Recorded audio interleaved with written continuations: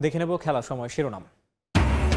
সরকার চাইলে যে কোনো সময় পদত্যাগের রাজি বিসিবির পরিচালনা পর্ষদ। সত্য নয় ভারতে নারী টি-20 বিশ্বকাপ আয়োজনে অনুরোধের খবর। পিছিয়ে যাচ্ছে বিপিএল ড্রাফট, জানালেন পরিচালক। মোমিনুল হক সাইদ পালিয়ে যাওয়ায় অস্তিত্ব সংকটে বাংলাদেশ হকি ফেডারেশন। দুর্নীতির দায়ে বিচারের আওতায় আনার দাবি। হকিকে বাঁচাতে দ্রুত নতুন কমিটি গঠনের চেষ্টা।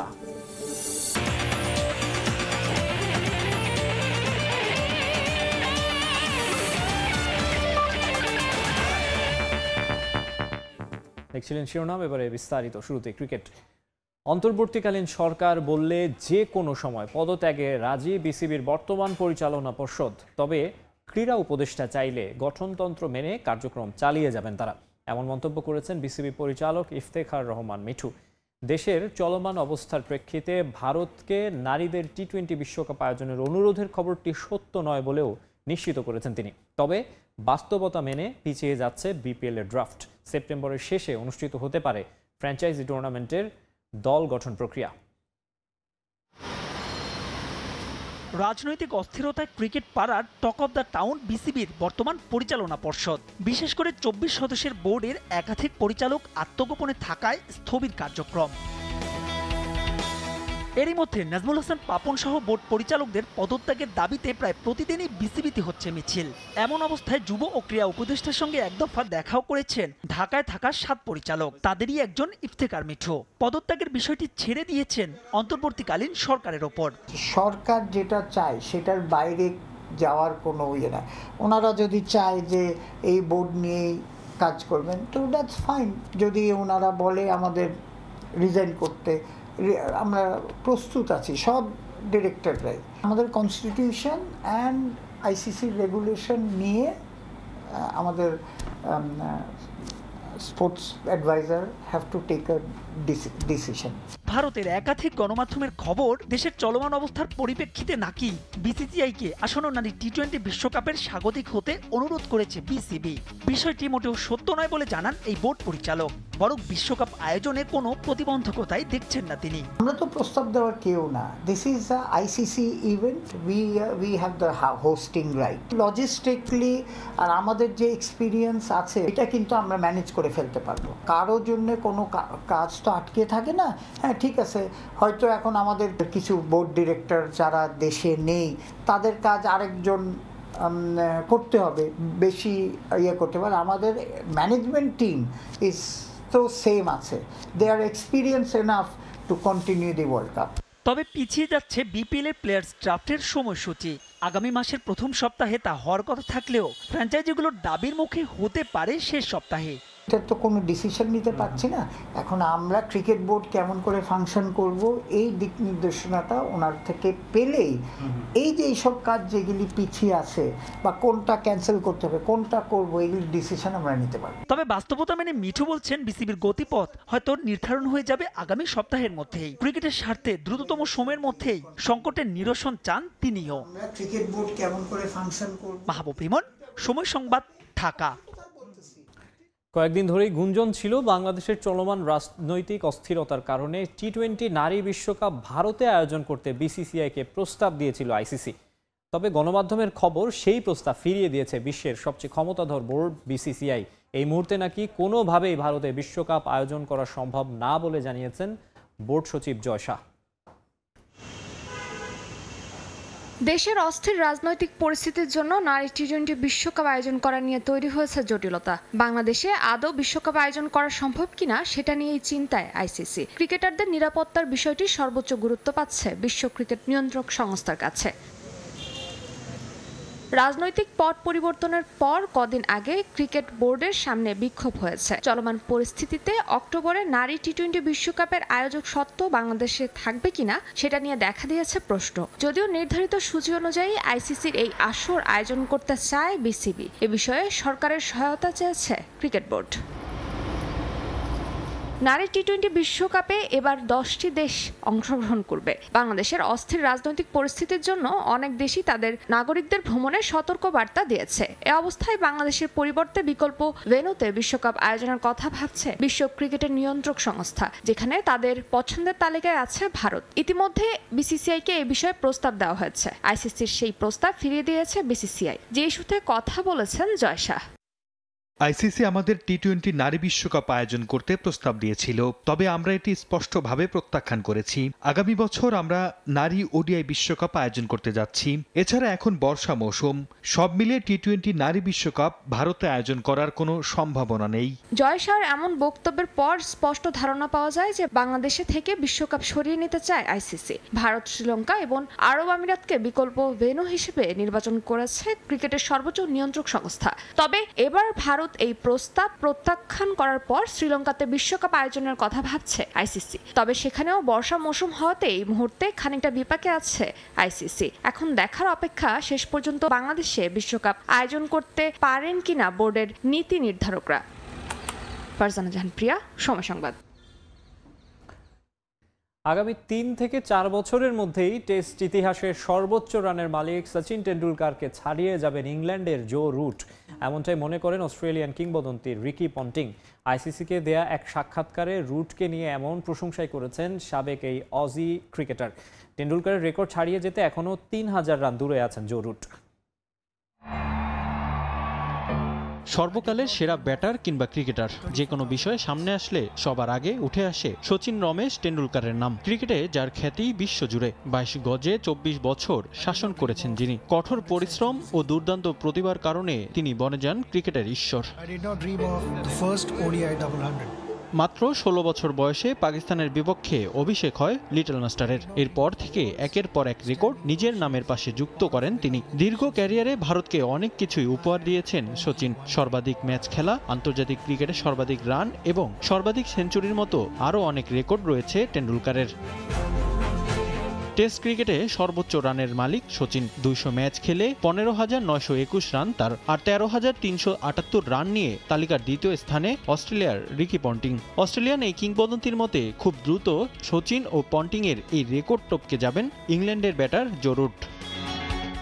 জো রুট সচিন টেন্ডুলকারের রেকর্ড ভেঙে ফেলতে পারে। রুটের এখন বয়স 30 বছর। এখন সে মাত্র 3000 রান দূরে আছে। এখন তা নির্ভর করছে ইংল্যান্ড কি পরিমাণ টেস্ট খেলবে তার উপর। যদি তারা বছরে 10 থেকে 14 টেস্ট খেলে এবং রুট যদি 800 থেকে 1000 রান করে, তাহলে 3 থেকে 4 বছরে সে সচিনকে ছাড়িয়ে যাবে। তাই বলা যায় টেন্ডুলকারের রেকর্ড ভাঙতে তার 37 বছর পর্যন্ত অপেক্ষা করতে হবে। যদি সে রেকর্ড ভাঙার জন্য মুখিয়ে থাকে, তাহলে তা করার সম্ভাবনা অনেক। এছাড়া এখন পর্যন্ত 171টি ওয়ানডেতে 47.6 গড়ে 6522 রান করেছেন রুট, যেখানে 39টি 50 ও 16টি সেঞ্চুরি রয়েছে তার ঝুলিতে। আর 32টি আন্তর্জাতিক টি-20 ম্যাচে 35.72 গড়ে 893 রান করেছেন জো। শর্টার ফরম্যাটে রয়েছে তার মাত্র 5টি 50। রিফাতুল ইসলাম মিরন, সময় সংবাদ। দেশের হকির খবর। সাধারণ সম্পাদক মমিনুল হক সাঈদ পালিয়ে যাওয়ার পর অস্তিত্ব সংকটে ভুগছে বাংলাদেশ হকি ফেডারেশন। তাই দেশের হকিকে বাঁচাতে আগামী সপ্তাহেই নতুন কমিটি করার চেষ্টা করা হচ্ছে বলে জানিয়েছেন যুগ্ম সাধারণ সম্পাদক আরিফুল হক প্রিন্স। এছাড়া এত বছর ধরে করা দুর্নীতির জন্য সাঈদকে খুব শিগগিরই আইনের আওতায় আনা হবে বলে জানিয়েছেন তিনি। এদিকে বিতর্কিত রাজনীতিবিদ ইসমাইল চৌধুরী সম্রাট সহ হকির বাইরের বেশ কয়েকজনকে অন্তর্ভুক্ত করা ও দেশের পরিস্থিতি বিবেচনায় স্থগিত করা হয়েছে হকি দলের জার্মান সফর। বাংলাদেশের হকিকে নিজের ব্যক্তিগত সম্পত্তিতে পরিণত করেছিলেন সাধারণ সম্পাদক মমিনুল হক সাঈদের কমিটি। রাজনৈতিক ক্ষমতা দেখিয়ে বিতর্কিত নির্বাচন করে আঁকড়ে ধরে রেখেছিলেন চেয়ার। তবে পরিবর্তন এসেছে দেশে, যার ছোঁয়া লেগেছে ক্রীড়া অঙ্গনেও। আর সাঈদদের মতো দুর্নীতিবাজরা চলে গেছেন আত্মগোপনে। তবে এতে ক্ষতির মুখে পড়েছে দেশের হকি। বাতিল হয়েছে হকি দলের জার্মানি সফর। সামনে রয়েছে আরো বেশ কিছু বড় ইভেন্ট। তাই দ্রুতই সমস্যা সমাধানের চেষ্টা সংশ্লিষ্টদের। এটা কোয়ালিফাই দুইটা টিম খেলবে, একটা ছেলেদের এবং একটা মেয়েদের, এবং এটাতে আমাদের সমূহ সম্ভাবনা আছে ওয়ার্ল্ড কাপ কোয়ালিফাইং করার। কিন্তু এমন একটা সিচুয়েশন চলছে যে আমরা ক্যাম্প কল করতে হবে, কোচিং প্যানেল রেডি করতে হবে, মানে সব কিছু মিলিয়ে আমরা আজকে প্রেসিডেন্টের প্রতিনিধির সাথে আমরা বসেছিলাম। এদিকে আবার আমাদের হকি ফেডারেশনও কিছু পুনর্গঠন করতে হবে, কমিটি ভেঙে দিয়ে অ্যাডহক কমিটি। আমরা চাচ্ছি আগামী সপ্তাহের মধ্যেই একটা হকিতে সলিউশন নিয়ে আসার জন্য। সাধারণ সম্পাদক সাইদের কমিটি এই হকিকে পুঁজি করে কামিয়েছে কারি অর্থ। কারণে অকারণে কোনো প্রস্তাবনা দেয়া ছাড়াই অর্থ নিয়ে খালি করেছেন ফান্ড, যার প্রমাণও রয়েছে। তাই সেই প্রমাণ দিয়ে সাইদের বিরুদ্ধে আইনগত ব্যবস্থা নেওয়া হবে বলে জানান সংশ্লিষ্টরা। কারণ ফেডারেশনের যথেষ্ট দুর্নীতি হয়েছে এবং অনেক ডকুমেন্টসও আছে। ফেডারেশনে এই মুহূর্তে কোনো ব্যালেন্স ফান্ড নেই এবং এরা খুব তড়িঘড়ি করে কোনো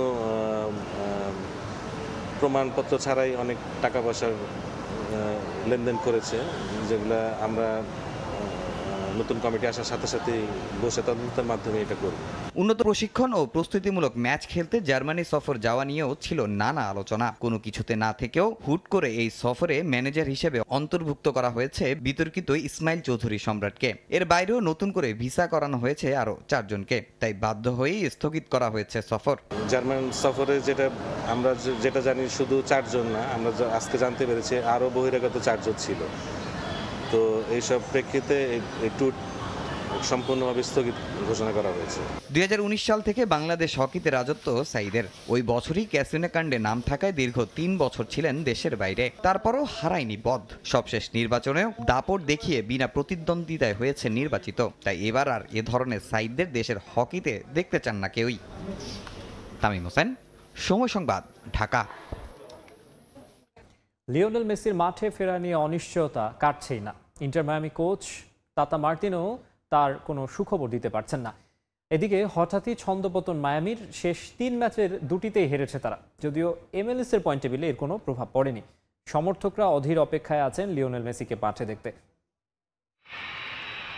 প্রায় 2.5 মাস হতে চলল সবশেষ ইন্টার মায়ামির জার্সিতে মাঠে নেমেছেন লিওনেল মেসি। মাঝে কোপা আমেরিকায় খেলেছেন, আর্জেন্টাইন অধিনায়ক, শিরোপাও জিতেছেন। কিন্তু ইনজুরির কারণে এখনও ফিরতে পারেননি মাঠে। কোপার ফাইনালে ইনজুরির জন্য পুরো ম্যাচ না খেলেই মাঠ থেকে উঠে যেতে হয় বিশ্বকাপ জয়ী তারকাকে।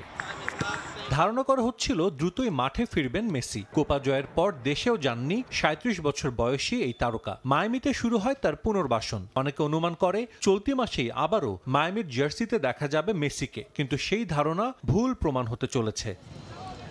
মেসি না থাকার প্রভাব পড়তে শুরু করেছে মাঠের পারফরমেন্সে। লিগ কাপের ডিফেন্ডিং চ্যাম্পিয়নরা কলম্বাস ক্রুর কাছে হেরে বিদায় নিয়েছে রাউন্ড অফ 16 থেকেই। অবশ্য MLS এ এখনও তারাই ইস্টার্ন কনফারেন্সের শীর্ষে অবস্থান করছে। তবে বড় প্রশ্ন, কবে মাঠে ফিরবেন মেসি?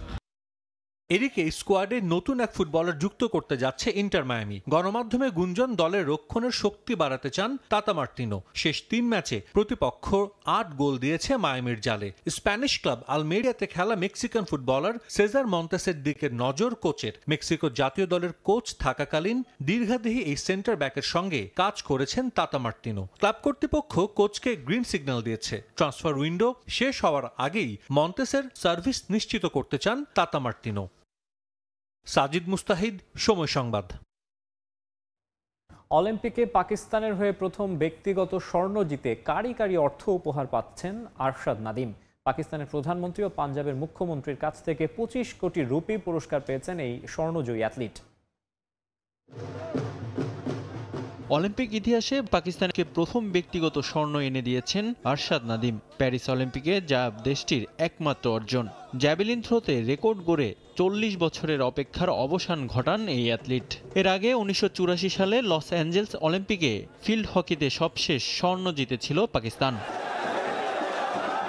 প্যারিস থেকে পাকিস্তানে ফেরার পর সংবর্ধনা দেওয়া হয় আরশাদ নাদিমকে। তার এই ঐতিহাসিক সাফল্য উদযাপন করা হচ্ছে পাকিস্তান জুড়ে।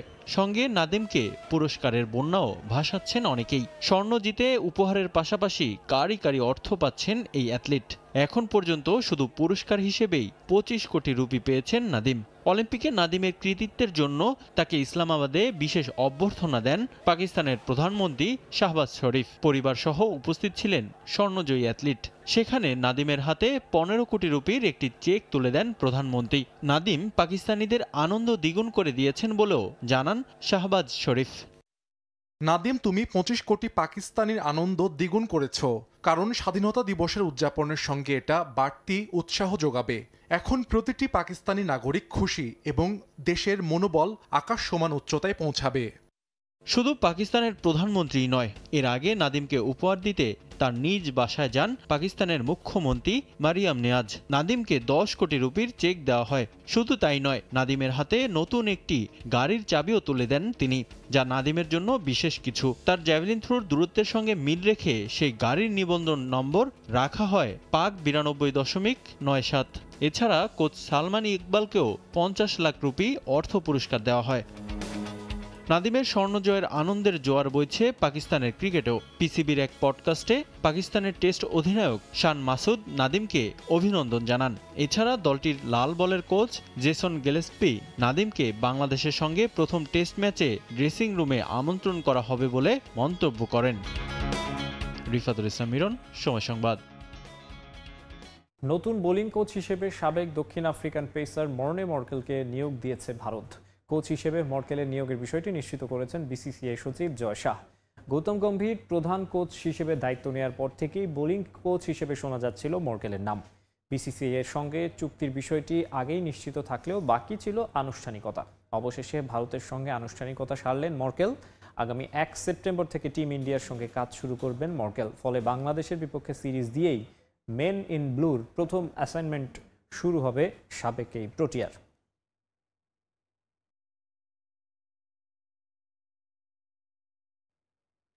এ পর্যায়ে খেলার সময়ের শীর্ষ সংবাদ জানিয়ে দিচ্ছে আরেকবার। সরকার চাইলে যে কোনো সময় পদত্যাগে রাজি বিসিবির পরিচালনা পর্ষদ।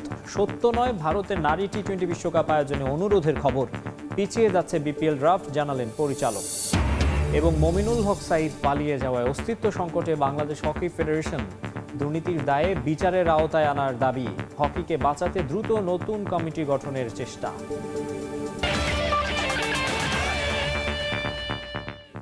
এই ছিল খেলার সময়ের এখনকার আয়োজনে। সঙ্গে থাকুন সময়।